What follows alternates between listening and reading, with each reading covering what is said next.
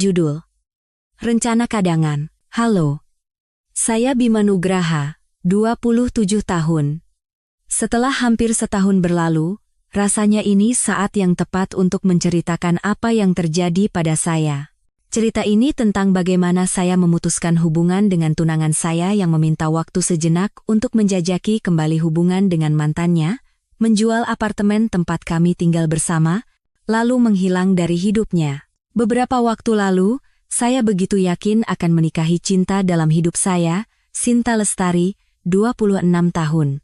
Kami telah berpacaran selama 4 tahun, dan selama itu, saya pikir hubungan kami sekokoh batu karang. Tapi sekarang, saat saya duduk di sini, saya bertanya-tanya mengapa saya tidak melihat semua tanda bahaya itu lebih awal. Saya dan Sinta pertama kali bertemu di pesta ulang tahun seorang teman bersama di Jakarta. Dia lucu, percaya diri, dan saya langsung jatuh cinta pada sikapnya yang blak-blakan dan apa adanya. Saya pernah punya pacar sebelumnya, tapi tidak ada yang bisa terkoneksi dengan saya sedalam Sinta. Hubungan kami berkembang cepat, dan setelah setahun, kami memutuskan untuk tinggal bersama di sebuah apartemen di Bilangan, Jakarta Selatan. Semuanya terasa begitu alami. Kami memiliki pandangan yang sama tentang karier, pernikahan, dan membangun keluarga. Dia seorang desainer grafis freelance, dan saya bekerja sebagai project manager di sebuah perusahaan startup teknologi di kawasan SCBD, jadi ritme hidup kami pun sejalan. Hidup kami tidak glamor, tapi kami bahagia. Kami sudah sering membicarakan pernikahan, tapi baru tahun lalu saya benar-benar melamarnya, bukan acara besar, hanya saat kami makan malam sederhana di apartemen kami. Sinta terlihat sangat terharu. Dia menangis, memeluk saya, dan tentu saja berkata ya. Malam itu, kami mulai merancang masa depan kami, pernikahan di musim kemarau, dengan tamu terbatas, di sebuah venue kecil yang indah dengan pemandangan danau di Bandung, segalanya tampak sempurna. Setidaknya, itulah yang saya pikirkan. Tanda bahaya pertama sangat kecil dan mudah diabaikan. Retakan-retakan tersembunyi yang saya paksa diri saya untuk tidak pedulikan. Contohnya, antusiasme Sinta terhadap persiapan pernikahan memudar setelah beberapa bulan.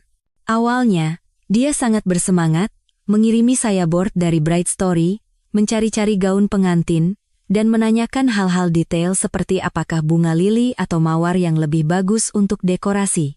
Tapi tiba-tiba, semua itu berhenti.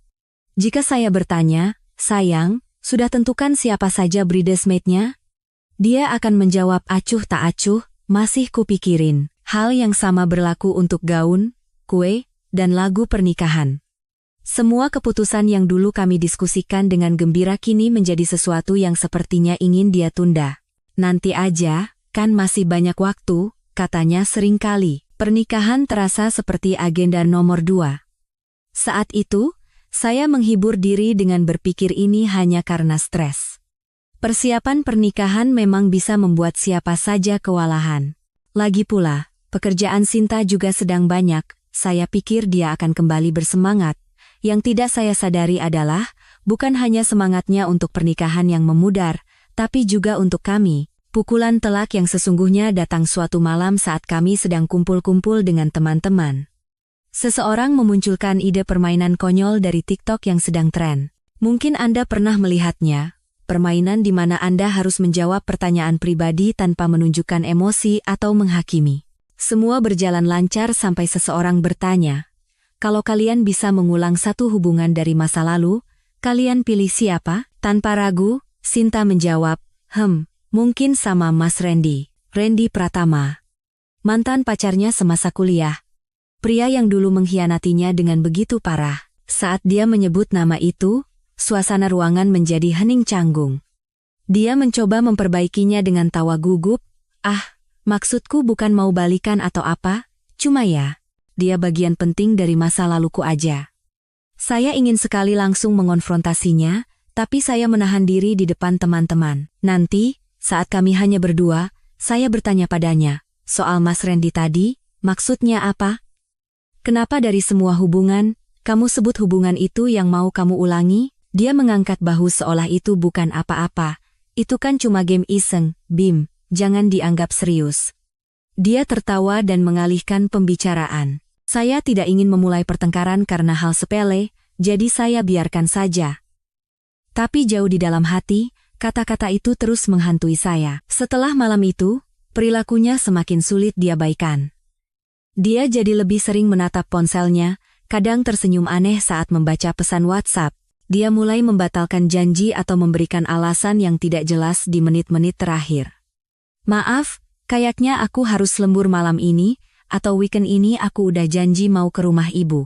Alasan-alasannya sendiri tidak mencurigakan, tapi frekuensinya semakin sering. Saya merasa seperti bukan lagi prioritasnya. Lalu tibalah malam Jumat yang mengubah segalanya. Saya pulang kerja lebih awal, bersemangat untuk menghabiskan malam dengan Sinta. Rencananya, kami akan pesan GoFood dan maraton serial TV yang tertinggal. Saya masuk ke apartemen mengharapkan malam yang tenang, tapi suasananya terasa aneh. Dia duduk di sofa dengan laptop di pangkuannya, tapi sepertinya tidak sedang bekerja. Dia hanya menatap layar dengan pandangan kosong. Aku pulang, kataku, mencoba memecah ketegangan. Tumben cepat, jawabnya, seolah kepulangan saya adalah hal yang buruk. Saya mencoba mengabaikannya dan berjalan ke dapur untuk menyiapkan makan malam. Tapi keheningan di apartemen itu terasa menyesakkan. Biasanya, dia akan bertanya bagaimana hari saya atau bercerita tentang harinya. Malam itu, tidak ada apa-apa. Akhirnya, saya berbalik dan bertanya, ada masalah? Dia menutup laptopnya dan menatap saya. Sebenarnya, ada yang mau aku omongin. Seketika, perut saya terasa mulas. Perasaan ketika Anda tahu sesuatu yang buruk akan terjadi, tapi Anda tidak bisa menghentikannya. Saya hanya berdiri di sana seperti orang bodoh dengan spatula di tangan. Saya mendekat dan duduk di seberangnya. Ya, kataku, ada apa? Dia ragu-ragu sejenak, seolah mencari kata-kata yang tepat. Lalu dia mengatakannya, aku sudah memikirkan tentang hubungan kita, dan tentang Mas Randy. Sumpah, saya hampir tertawa. Mas Randy? Serius? Apa hubungannya dia dengan kita? Dia menggigit bibirnya, menghindari tatapan saya. Kurasa, aku butuh waktu untuk berpikir. Aku mau ambil waktu sejenak untuk memastikan apakah masih ada sesuatu antara aku dan dia. Saya tidak percaya dengan apa yang saya dengar. Ambil waktu sejenak untuk pacaran sama mantanmu? Kamu sadar nggak sih, Sin? Kita ini sudah tunangan. Bukan begitu, jawabnya cepat, seolah itu bisa memperbaiki situasi. Aku cuma mau memastikan kalau pilihanku untuk bersamamu itu pilihan yang tepat, dan kalau ternyata nggak berhasil, aku janji, aku akan kembali. Saat itulah, saya menyadari betapa kurang ajarnya dia. Dia berpikir saya akan diam saja menunggunya memutuskan apakah saya cukup baik untuk dipilih. Pada momen itu, sesuatu dalam diri saya berubah.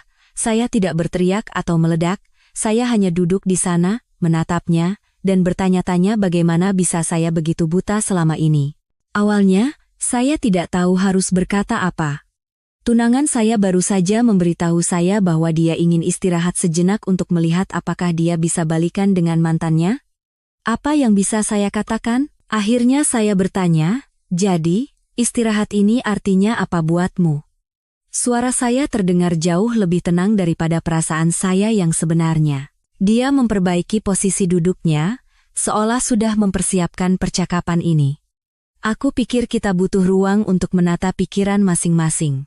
Aku akan menggunakan waktu ini untuk mencari tahu apakah perasaanku pada Mas Randy itu nyata, dan kamu juga bisa menggunakan waktu ini untuk berpikir tentang hubungan kita. Keberaniannya membuat saya tak bisa berkata-kata. Tunggu dulu, kataku sambil mencondongkan tubuh ke depan.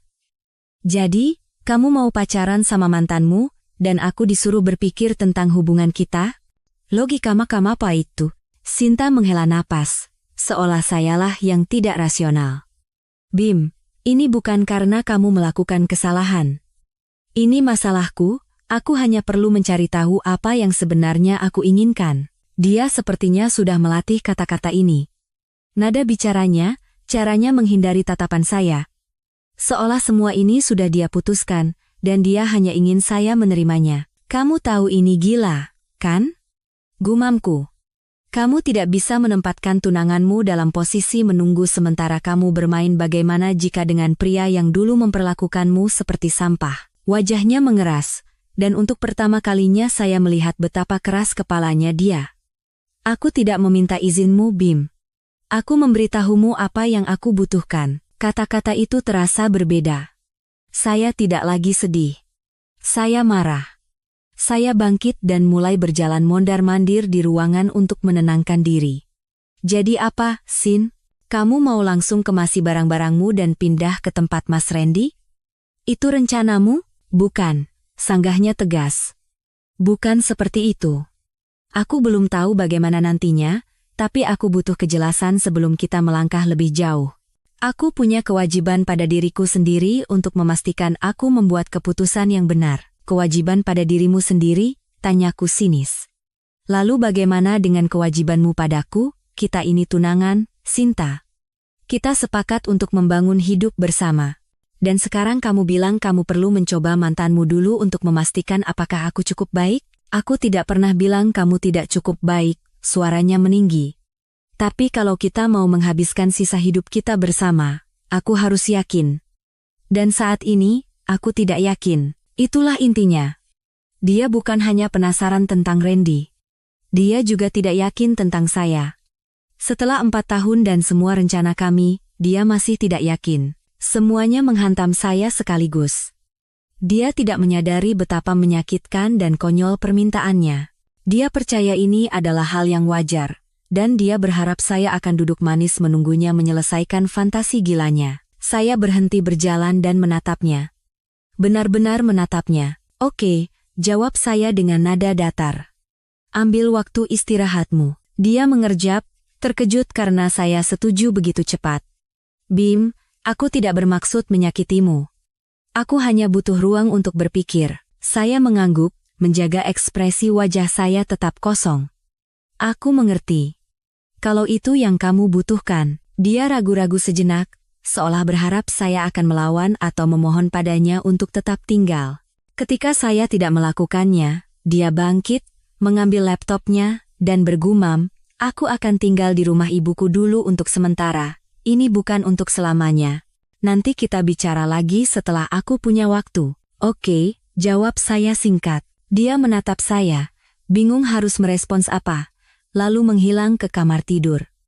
Saya bisa mendengar suara gerasak-gerusuk saat dia melemparkan barang-barang ke dalam tas. Saya duduk diam di sofa, tapi pikiran saya sudah berputar kencang.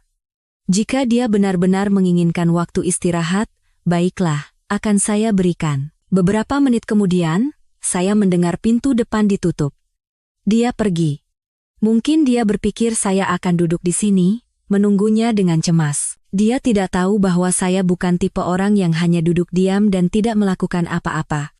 Dia boleh memiliki fantasinya, tapi saya punya rencana lain. Ini tidak akan berakhir seperti yang dia bayangkan. Pembaruan pertama. Terima kasih atas semua masukan dan saran pada tulisan saya sebelumnya.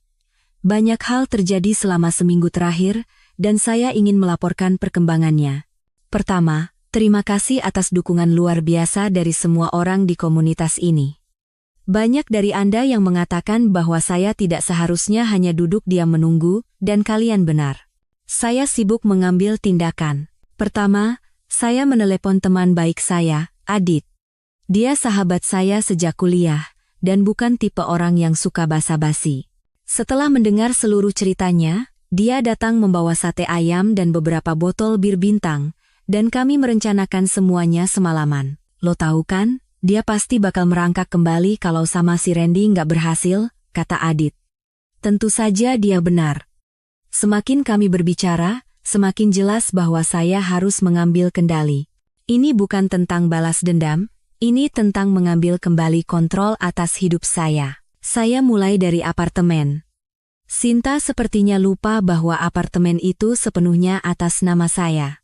Dia suka bertingkah seolah-olah itu apartemen kita, selalu berbicara tentang gorden atau warna cat yang dia pilih, tapi sayalah yang membayar cicilan KPA, kredit pemilikan apartemen, setiap bulan. Senin pagi, saya menelepon agen properti. Dia datang untuk melihat unitnya, dan kami memutuskan untuk segera memasarkannya. Pasar properti di lingkungan kami sedang bagus, dan sudah ada beberapa calon pembeli yang tertarik. Sinta sama sekali tidak tahu tentang ini.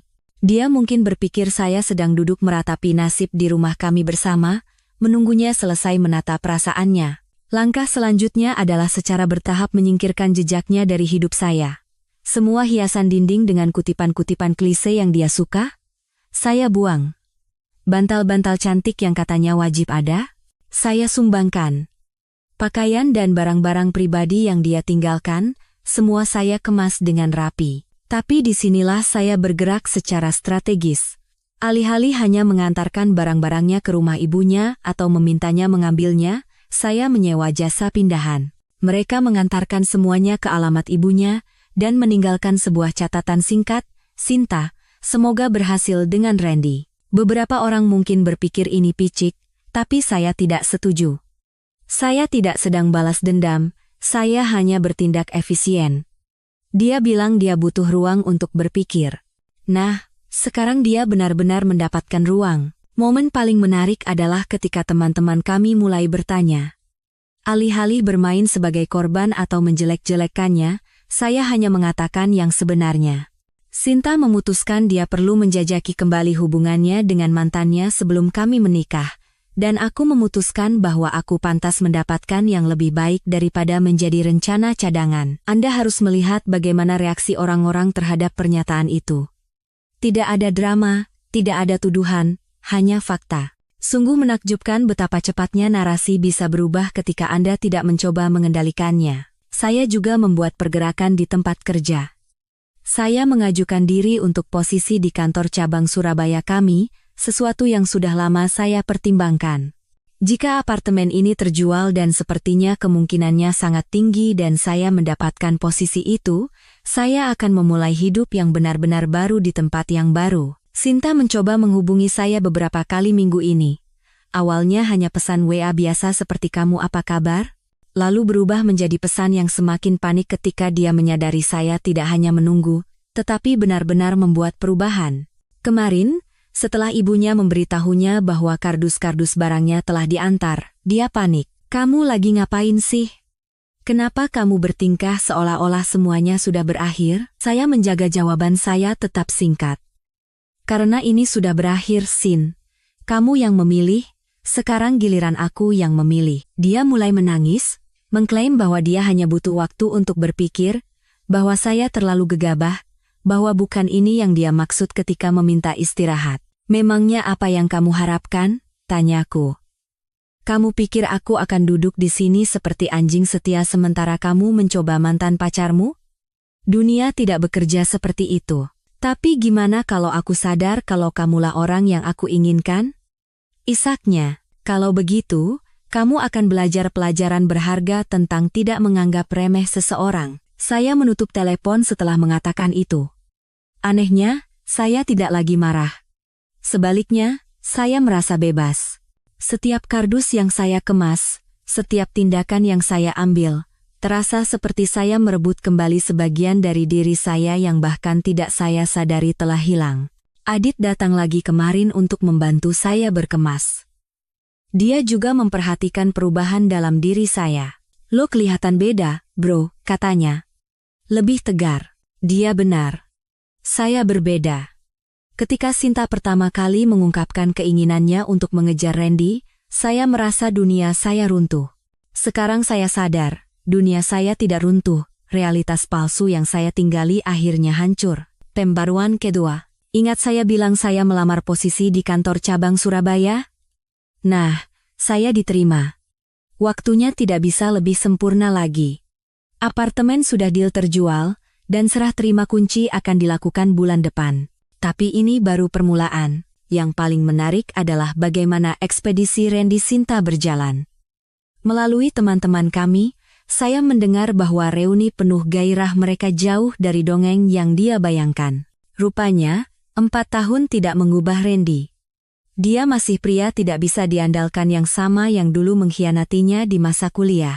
Tapi disinilah bagian serunya. Sinta mencoba mengendalikan opini publik di media sosial.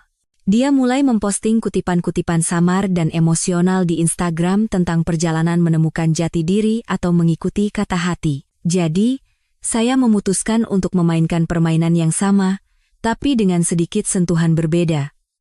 Saya membuat satu postingan yang hanya berisi fakta, pembaruan hidup.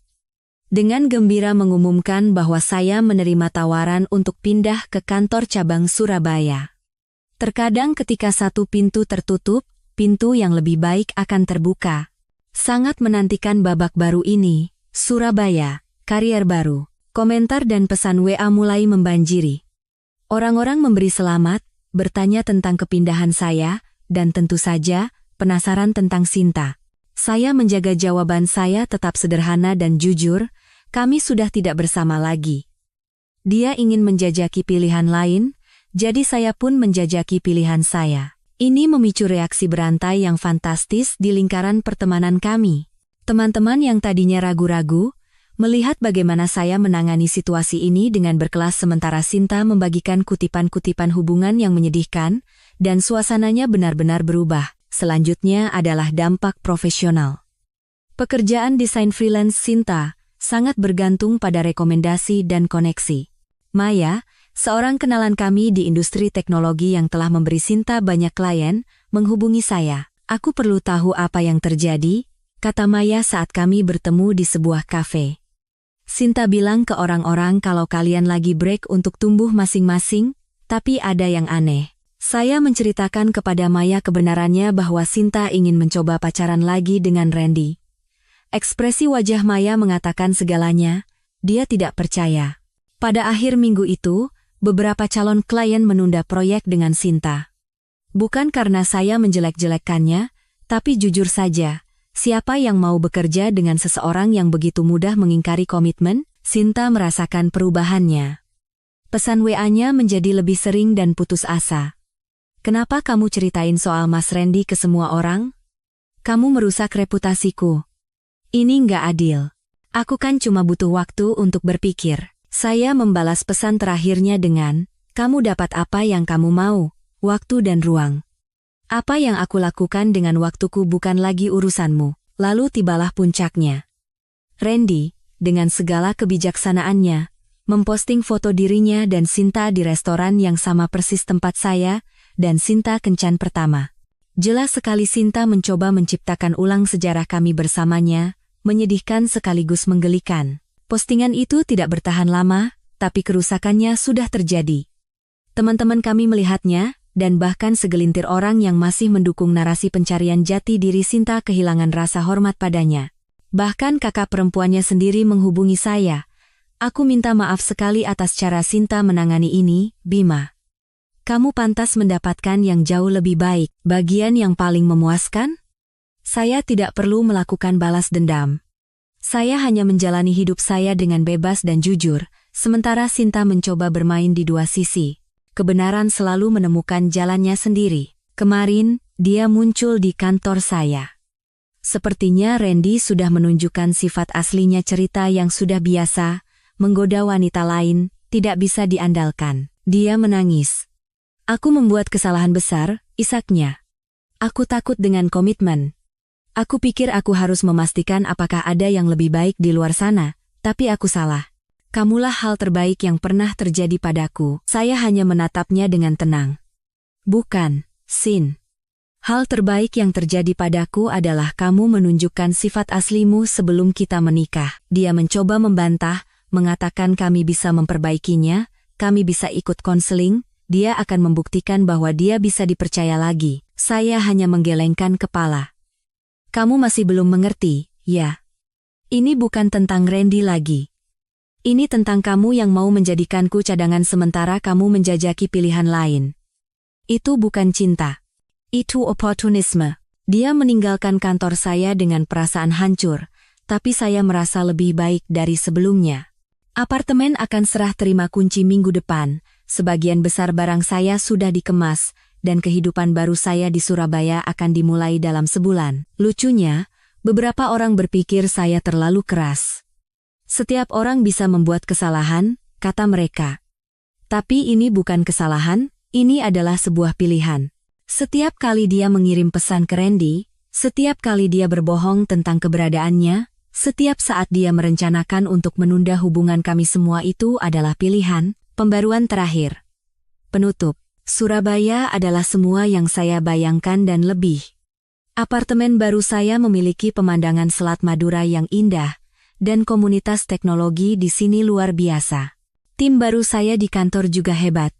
Sungguh menyegarkan berada di antara orang-orang yang mengutamakan pertumbuhan dan inovasi daripada drama. Tapi pertama-tama, biarkan saya memberitahu Anda bagaimana semuanya berakhir di Jakarta. Proses serah terima kunci berjalan lancar, dan apartemen itu terjual dengan harga di atas penawaran. Menarik melihat reaksi Sinta ketika dia mengetahuinya dari teman-teman kami. Dia tidak percaya saya benar-benar menjualnya sampai dia berkendara ke sana sendiri dan melihat pemilik baru sedang pindahan. Disinilah ceritanya menjadi sangat menarik. Randy ingat dia? Menghubungi saya. Dia mengirim pesan panjang yang menjelaskan bahwa dia tidak pernah berniat menimbulkan masalah dan bahwa Sintalah yang menghubunginya lebih dulu. Bukan hanya itu, Sinta sudah menghubunginya berbulan-bulan sebelum dia meminta istirahat. Jadi, Sinta telah merencanakan ekspedisinya ini cukup lama. Dia dengan hati-hati membangun fondasi untuk strategi cadangannya selama berbulan-bulan. Ironisnya, Randy mengakhiri hubungan mereka. Alasannya, menurut dia, cewek yang bisa melakukan itu ke lo, bisa melakukan itu ke siapa saja. Kejatuhan profesional Sinta cukup signifikan. Ingat semua klien yang sudah dia siapkan, sebagian besar mencari desainer lain. Bukan karena saya mengatakan sesuatu, tapi karena berita di industri menyebar. Salah satu klien terbesarnya bahkan menghubungi saya dengar apa yang terjadi dengan pertunangan Anda. Kami mencari seseorang yang bisa berkomitmen pada proyek jangka panjang. Apakah Anda kenal desainer yang bisa diandalkan? Saya merekomendasikan salah satu kenalan saya yang berbakat, dan dia mendapatkan kontrak itu. Karma, mungkin? Kehancuran Sinta di media sosial sangat menarik untuk ditonton. Awalnya, ada kutipan-kutipan sedih tentang kehilangan seseorang yang berharga. Kemudian, postingan kemarahan tentang orang-orang beracun yang tidak bisa menangani pertumbuhanmu. Akhirnya, upaya putus asa untuk menunjukkan kepada semua orang betapa bahagianya dia. Yang terakhir cukup menggelikan, dia menulis bahwa dia memulai agensi desainnya sendiri. 3 hari kemudian, dia mulai mengirimkan lamaran pekerjaan. Minggu lalu, kakaknya menghubungi saya lagi. Rupanya Sinta tinggal di rumah orang tuanya, seolah-olah dia butuh waktu untuk sembuh dari hubungan kami. Kata-kata persis kakaknya. Dia benar-benar berpikir kamu akan menunggunya. Saat kamu menjual apartemen dan pindah, fantasinya hancur total. Momen paling jelas datang saat saya melakukan video call dengan teman-teman lama. Mereka memberikan kabar terbaru, dan seseorang bercerita melihat Sinta di sebuah kafe. Dia sedang menjelaskan kepada calon klien mengapa situs web portofolionya tidak aktif. Rupanya, dia lupa bahwa sayalah yang membuat dan mengelola situs itu. Ketika kontrak hostingnya berakhir, dia tidak tahu cara memperbaikinya. Bukan lagi urusan saya. Kehidupan baru saya di sini berjalan dengan baik. Saya bergabung dengan klub panjat tebing lokal, mulai mengambil kelas bahasa Spanyol, dan bahkan mengadopsi seekor anjing dari shelter lokal. Namanya Zeus, dan dia adalah teman yang jauh lebih baik daripada mantan tunangan saya. Komunitas teknologi di sini sangat ramah. Minggu lalu saya diundang untuk berbicara di sebuah konferensi pengembang sesuatu yang tidak akan pernah terjadi jika saya tetap di Jakarta. Sungguh menakjubkan betapa banyak yang bisa Anda capai ketika Anda tidak lagi menyeret beban mati. Ada satu interaksi terakhir dengan Sinta. Dia mengirim email meminta beberapa foto lama dari penyimpanan cloud kami bersama. Saya sudah mengunduh apa yang saya inginkan dan menutup akun itu beberapa minggu sebelumnya. Emailnya berbunyi, "Aku tahu kamu mencoba menghapusku dari hidupmu, tapi kamu tidak bisa menghapus kenangan kita. Kenangan kita selama 4 tahun itu berarti, kan?" Jawaban saya sederhana. Ya, benar. Waktu itu membuatku sadar persis apa yang tidak aku inginkan dari seorang pasangan.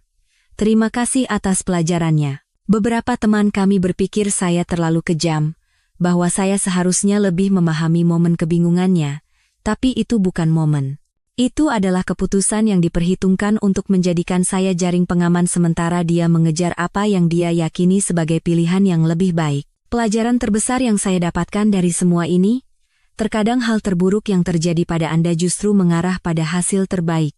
Jika Sinta tidak menunjukkan sifat aslinya, saya mungkin akan menikahinya, dan baru mengetahui karakternya yang sebenarnya bertahun-tahun kemudian, mungkin setelah kami punya anak. Sebaliknya, saya berada di kota yang hebat, dengan pekerjaan yang luar biasa, teman-teman baru, dan perasaan optimis tentang masa depan. Rasa sakit karena pengkhianatan telah digantikan oleh rasa syukur, karena telah berhasil menghindari bencana besar. Terima kasih kepada semua yang telah mengikuti cerita ini, dan memberikan nasihat.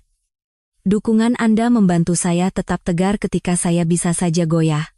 Dan bagi siapapun di luar sana yang mengalami situasi serupa, ketahuilah ini, ketika seseorang menunjukkan siapa diri mereka sebenarnya, percayalah pada mereka sejak awal, jangan menunggu mereka berubah pikiran tentang Anda.